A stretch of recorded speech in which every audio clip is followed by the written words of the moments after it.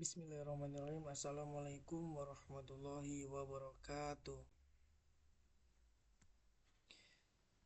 Selamat siang, salam sejahtera bagi kita semua. Izin perkenalkan, nama saya Abu Darda dari kelas A dengan NPM 2473 3001.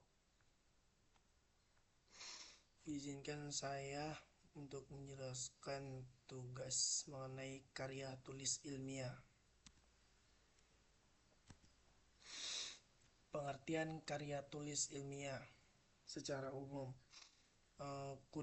Karya tulis ilmiah atau disingkat karya ilmiah atau dalam bahasa Inggris significative paper adalah laporan tertulis atau tulisan yang memaparkan hasil penelitian atau pengkajian mengenai suatu masalah yang telah dilakukan oleh seseorang atau sebuah tim dengan memenuhi etika dan kaidah keilmuan yang ditaati dan dikukuhkan oleh masyarakat umum.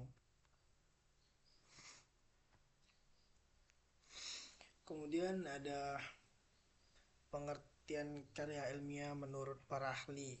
Yang pertama itu dari Eko Susilo.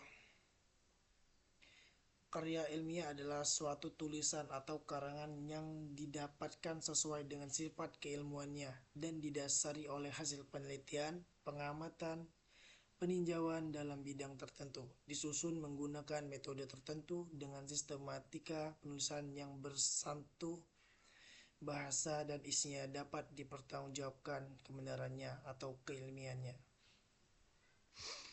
Kemudian ada ahli berikutnya yaitu Yamila dan Samsoy Rizal, memaparkan bahwa ragam karya ilmiah terdiri atas beberapa jenis yang berdasarkan fungsinya, antara lain seperti makalah, skripsi, tesis, dan disertasinya. Kemudian yang terakhir yaitu dari Sikumbang. Menurut Sikumbang, memaparkan bahwa ada 6 manfaat yang diperoleh dari kegiatan ilmiah tersebut, antara lain dapat mengembangkan keterampilan membaca dengan efektif, dapat menggabungkan hasil bacaan dari berbagai sumber, mengambil inti sarinya, dan mengembangkan ke tingkat pemikiran yang lebih matang, dan sebagainya.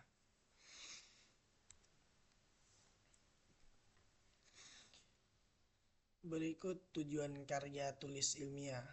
Adapun tujuan dari karya tulis ilmiah adalah sebagai berikut. Yang pertama itu untuk dapat melatih hasil penelitian dalam bentuk karya ilmiah yang sistematis dan metodologis atau ide tersurat.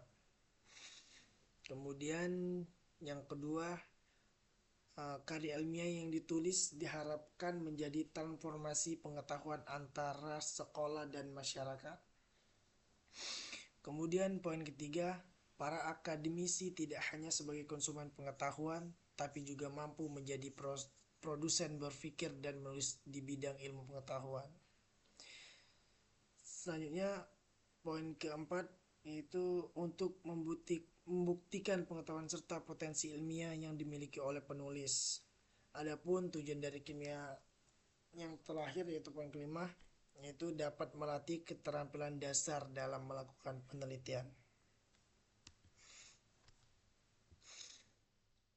Next, manfaat karya tulis ilmiah. Di sini ada beberapa manfaat yang harus kita ketahui. Manfaat apa yang akan kita dapatkan dalam menulis karya ilmiah? Ini penjelasannya. Untuk melatih dalam menggabungkan beberapa hasil bacaan dari berbagai sumber bacaan. Yang kedua, penulis dapat berlatih mengintegrasikan hasil bacaan dengan gagasan sendiri. Ketiga, dapat mengembangkan pemikiran menjadi lebih matang. Keempat, dapat meningkatkan keterampilan dalam mengorganisasikan dan menyajikan fakta dan data secara jelas dan sistematis. Poin kelima yaitu mengakrabkan penulis dengan kegiatan-kegiatan perpustakaan seperti menggunakan kata katalog dalam mencari buku yang diperlukan. Kemudian poin keenam, penulisan akan merasakan kepuasan intelektual, yakni satu kepuasan yang berkaitan dengan kemampuan untuk menyajikan satu pengetahuan. Berikutnya, penulis ikut menyumbang bagi perluasan cakrawala ilmu pengetahuan masyarakat. Kemudian, sebagai bahan penelitian atau acuan pendahuluan untuk penelitian selanjutnya. Nah, tadi kita membahas manfaat karya tulis ilmiah. Sekarang kita mengetahui karakteristik karya tulis ilmiah. Kita juga harus mengetahui karakteristik dalam karya tulis ilmiah. Yang pertama yaitu karakteristiknya yaitu tulisan yang dibuat harus mengacu pada teori. Harus lugas, maksudnya tidak emosional, tidak kritis, dan tidak menimbulkan interpretasi lain. Selanjutnya harus logis, artinya mengacu pada pembahasan yang rasional dengan urutan yang konsisten. Selanjutnya efisien, artinya menggunakan kalimat atau kata dan bahasa yang baik, sesuai dan mudah dipahami. Selanjutnya efektif, kalau tadi efisien ini efektif. Akhirnya tulisan yang dibuat harus ringkas dan padat. Kemudian objektif, artinya berdasarkan fakta. Kerangka karya ilmiah bersifat konkret dan tidak adanya atau tidak mengada-ngada. Selanjutnya sistematis, artinya penulisan dan pembahasan harus sesuai dengan prosedur yang ada. Kemudian jenis-jenis karya tulis ilmiah. Yang saya ketahui karya tulis ilmiah itu ada beberapa jenis. Ada 8 jenis. Yang pertama itu ada artikel, kedua makalah, ketiga kertas kerja, keempat paper, kelima skripsi, keenam tesis, ketujuh disertasi, dan yang terakhir yang kedelapan artikel ilmiah populer. Nah, kalau tadi kita bahas karakteristik karya tulis ilmiah, terus jenis-jenis karya tulis ilmiah, soalnya kita membahas ciri-ciri karya tulis ilmiah. Tahukah Anda apa saja ciri-ciri yang terdapat dalam karya tulis ilmiah? Nih, poin pertama.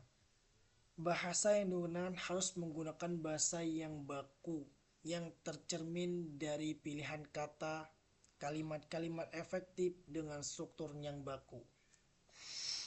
Kedua, sikap penulis dalam karya ilmiah harus objektif, disampaikan dengan menggunakan gaya bahasa impersonal dengan banyak menggunakan bentuk pasif dan tanpa menggunakan kata ganti orang pertama atau kedua. Soalnya struktur karya ilmiah sangat ketat.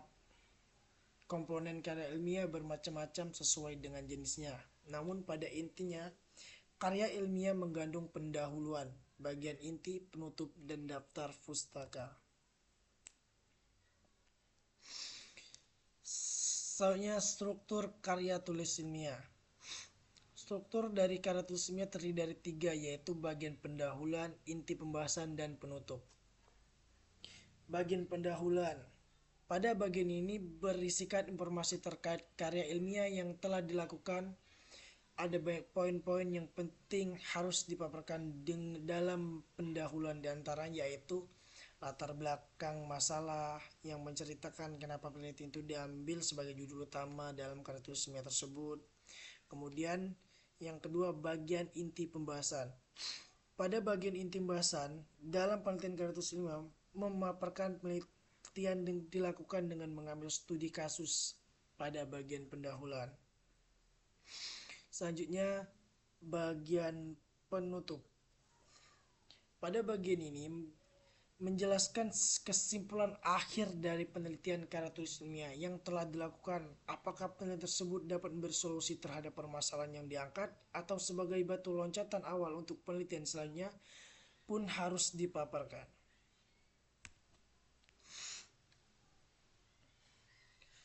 Selanjutnya